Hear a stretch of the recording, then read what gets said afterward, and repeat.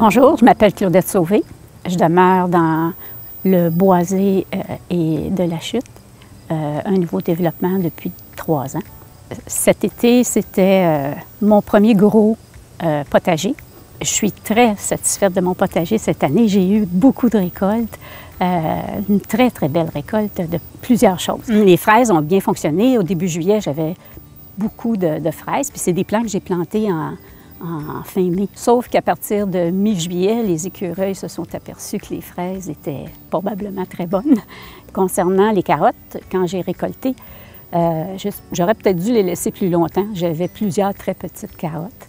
La récolte est moins belle que celle que j'ai eue l'année passée, mais j'en ai quand même eu assez pour faire plusieurs repas, puis un potage. L'ail, une réussite.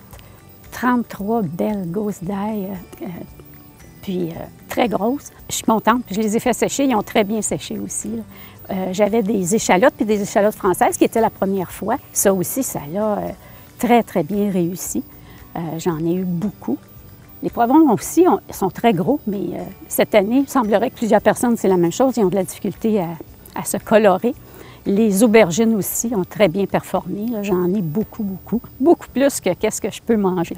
Mon gingembre, j'en ai récolté 2-3 branches et puis ça a bien fonctionné. Alors, je vais certainement avoir un bon paquet de gingembre pour passer tout mon hiver puis en donner à mes filles. Les courgettes et les courges, j'ai tout arraché parce que c'était tout séché. J'ai eu la perceuse des courges. Ça pond ses œufs à la base de la courge, puis les laves montent dans la tige. Alors, j'avais plusieurs courges, 2 plants de courgettes. Tout est mort. La seule chose qu'ils n'ont pas touché, c'est les concombres. Alors, mais j'ai pas eu une super grosse récolte.